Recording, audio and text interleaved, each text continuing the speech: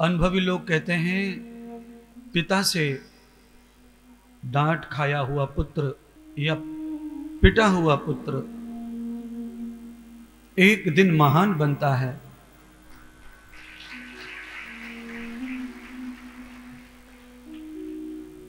गुरु के माध्यम से शिष्य डांट और पिटाई को सहन कर लेता है तो गुरु का शिष्य भी बहुत महान बनता है।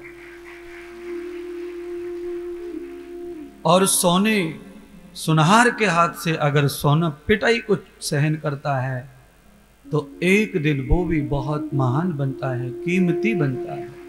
अब ये तीन चीज हैं जो बिल्कुल एकदम सही है।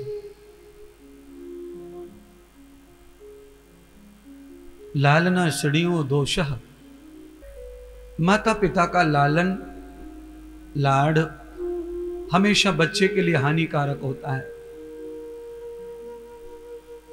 लाड नहीं करना इसका मतलब ये नहीं है। शास्त्र कहते हैं यथार्थ लाड करो, बच्चे की उन्नति कैसे हो, विकास कैसे हो, और सर्वांगीण विकास चाहिए बच्चे का। बच्चे का बुद्धिक विकास चाहिए, आत्मिक विकास चाहिए। आजकल के 99% माता पिता बच्चे का केवल बुद्धि विकास कर रहे हैं, शिक्षा का विकास कर रहे हैं, उसके सभी विकास मरे पड़े हैं। किसी बच्चे का शारीरिक विकास नहीं हो रहा है। बच्चों में शक्ति का अभाव है, बल का अभाव है, प्रचुर चंचलता का अभाव है। बच्चे दरिद्र टाइप के हैं। उनके नहाने का, धोने का, जगने का, सोने का स्टाइल बहुत धीमा है, स्लो है। बच्चे का उठना, जगना, सोना ये बहुत फास्ट होना चाहिए। 7 से 11 मिनट के अंदर एक ब्रह्मचारी को शौच से, दातुन से, स्नान से निवृत्त होना चाहिए। इतना समय नहाने धोने में और अपनी शारीरिक सफाई को दो, उससे ज्यादा नहीं। इतनी देर में आप बाहर आने चाहिए नहा धोकर बाथरूम से। आप जितना समय बचाते हैं उतना समय आप दूसरे विकास में लगा सकते हैं। कई लोग 1 घंटे, आधा घंटे, पौन घंटे तक बाथरूम को घसीटते रहते हैं, बड़ी अड़चन आ जाती है।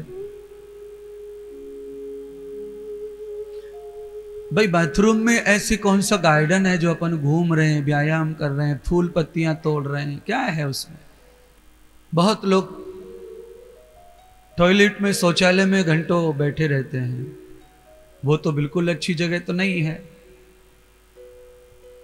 बिना काम के शौचालय में अगर आपको बंद कर दिया जाए तो आप अच्छा महसूस नहीं करेंगे, और आप खुद अपने आप बंद हो जाते हैं घंटों तक। वो अच्छा नहीं है, बीमारी बनती है उससे। कम समय दीजिए ऐसे कामों में। और इसका पूरा का पूरा ध्यान माता पिता को रखना है कि बच्चे के अंदर कौन सी आदत ऐसी है जो अच्छी नहीं है। अभी वो बच्चा है, वो आदत हमें छुड़ानी है। कोई कोई बच्चा बहुत गुस्सा करता है बचपन से, छोटेपन से। 2-2.5 साल का बच्चा ही गुस्सा करता है, कुछ फेंक के मार देता है, कुछ फेंक देता है। तो मम्मी को चाहिए, पिताजी को चाहिए कि उसके इस दुर्गुण को 5 वर्ष के होते होते तक खत्म कर दिया जाए। और जो माता पिता अपने बच्चे के ऊपर डिपेंड हैं कि वो सोचे और बताए कि उसे क्या करना है, क्या करना है, वो गधा बच्चे माता पिता हैं, मूर्ख है, अज्ञान है। बच्चे खुद कैसे बताएं कि वो क्या करें, उनका नुकसान या फायदा किस में है। अगर आप बच्चों से पूछ पूछ के उन्हें पढ़ाते हैं, लिखाते हैं, विकास कराते हैं तो फिर आप ही मूर्ख हैं, बेकार हैं। आप मां बने क्यों, आप पिता बने क्यों? शिष्य का विकास कैसे होगा, ये गुरु शिष्य से पूछे तो गुरु बेकार। शिष्य का विकास किस तरह हो सकता है ये गुरु को पता होना चाहिए, और उस रीत से, उस विधि से विकास हो गुरु को करना चाहिए, माता पिता को करना चाहिए। आप सब लोग बताएंगे जब आप सोना कैसे कहे कि मुझे माथे का टीका बनना है, नाक की नथली बनना है, कि कान का कुंडल बनना है? भाई सोना कैसे बोलेगा? ये तो सुनार को पता है कि सोना तो जड़ है। सुनार के पास में वो टैलेंट है कि वो सोने को क्या बना करके किस तरह पेश करेगा समाज में, मार्केट में। सोने से कौन सी चीज ऐसी बनाई जाए, आभूषण जो मार्केट में वैल्यू वाला हो, पसंद वाला हो, चॉइस वाला हो, आकर्षित हो। ऐसी ही औलाद और शिष्य मार्केट में ज्यादा कैसे पसंद किए जाएंगे, ये केवल माता पिता और गुरु जानते हैं। माता पिता के अलावा कोई नहीं जानता। पर अब माँ बाप ऐसे मूर्ख हो गए, बच्चों से पूछते बताओ क्या करोगे, क्या पढ़ना चाहते हो, क्या करना चाहते हो, तुम्हारी मर्जी क्या है? तो इसका मतलब क्या है? बच्चा बाप हो गया और बाप बेटा हो गया। बच्चा विराट हो, बड़ा हो, महान हो, उस समय बच्चे की सलाह लेना, बच्चा बड़ा हो जाए उसकी सलाह लेना, परिवार को चलाना, ये सब बहुत अच्छी बातें हैं। पर पिता हमेशा पिता रहे और पुत्र हमेशा पुत्र रहे, बच्चा हमेशा बच्चा रहे, शिष्य शिष्य रहे। बहुत सारे शिष्य हैं ऐसे, बहुत सारे गुरु लोग बहुत पीछे रह गए और बच्चे बहुत आगे निकल गए, शिष्य बहुत आगे चले गए। चाहे उनके गुरु जैसे हैं, पर समय आने पर शिष्य होने के नाते अपना माथा गुरु के चरणों में नवाते हैं, या नवाना चाहिए। पिता बहुत लोगों के अनपढ़ हैं, हम जानते हैं उन पिताओं को। उनके पिता किसान हैं, अनपढ़ हैं, अंगूठा लगाते हैं, बैंक में जाते हैं तो, पर उनके बच्चे बड़ी बड़ी ऊंची पोस्ट पे चले गए। अब पिताजी अनपढ़ हैं इसका मतलब वो पिताजी नहीं रहा, ऐसा तो नहीं है, वो तो पिताजी ही रहेगा। माँ 10वीं तक पढ़ी है, बेटी 12वीं पढ़ गई, इसका मतलब बेटी माँ नहीं बन जाएगी। अनुभव तो माँ में ज्यादा है, संसार तो माँ ने ज्यादा देखा है। कान के कुंडल को तोड़ तोड़ करके बार बार सुनहारों से गढ़ सकता है और नया नया आकार दे सकता है, पर कुंडल स्वयं कभी नया आकार ग्रहण कर सकता, कभी नहीं कर सकता है। एक नाव में 9 व्यक्ति एक ही गांव की यात्रा कर रहे थे।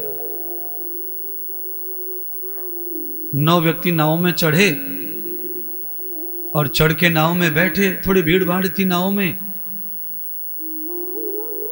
तो एक व्यक्ति ने कहा भाई ज्यादा भीड़ हो रही है, गिन लो कहीं कम तो नहीं हो गया एक आध। तो एक ने गिन लिया, उंगली से गिना, 1 2 3 4 5 6 7 8 और थे 9। हल्ला मचा दिया उसने, अरे एक तो खो गया, एक तो डूब गया, एक तो मर गया, 8 ही है, 8 ही। दूसरे वाले ने कहा रुक जा मैं गिनता हूं। उसने भी गिना, 1 2 3 4 5 6 7 8। उसने कहा यार सच कह रहा है, एक कम है, गया तो गया कहां, डूब गया। तीसरे ने कहा एक चांस मुझे दो, मैं सही गिनता हूं। उसने गिना 1 2 3 4 5 6 7 8। एक महात्मा इंद्रदेव टाइप वहां बैठा था बगल में नाव में, उसने उनका देखा कि ये है तो 9 पर ये 8 ही 8 क्यों कर रहे हैं। तो महात्मा ने देखा, तो महात्मा बार बार गणित कर रहा था कि जब भी गिनने वाला जब गिनता है तो सबको गिन लेता और खुद को छोड़ देता है। तीनों ने वही किया। महात्मा ने कहा कि भाई तुम 8 नहीं 9 हो। उन्होंने कहा कि हम 3 झूठे और तू सच्चा, हम तीनों गलत हो गए क्या। मैंने 8 गिने, उसने 8 गिने, उसने 8 गिने। महात्मा ने कहा एक बार देखो, फिर से गिन के देखो,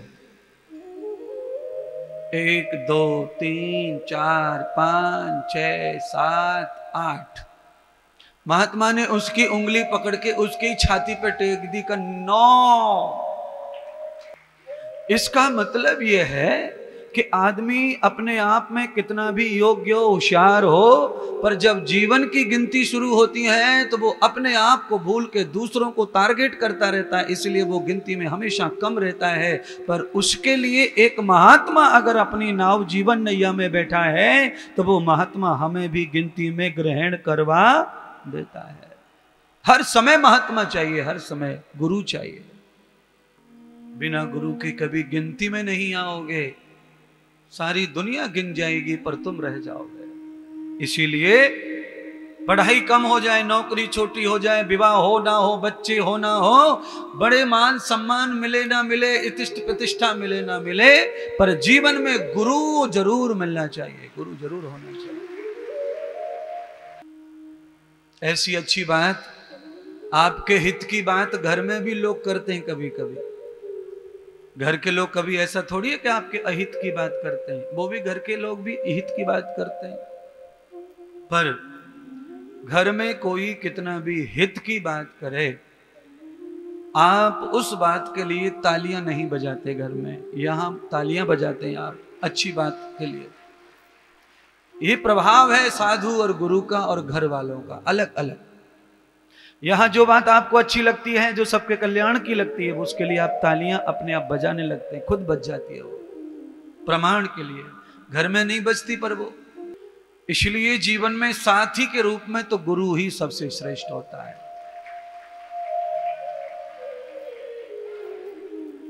हंसी करे, मजाक करे, क्रोध करे, पर गुरु सिर्फ हित का ही बोलेगा। चाहे मजाक में बोले, आपके चाहे टिंगड़ी निकाले, चाहे जो करे गुरु, पर तुम्हारे हित के लिए ही वो बोलता है। वो जो करता है वो हित के लिए करता है।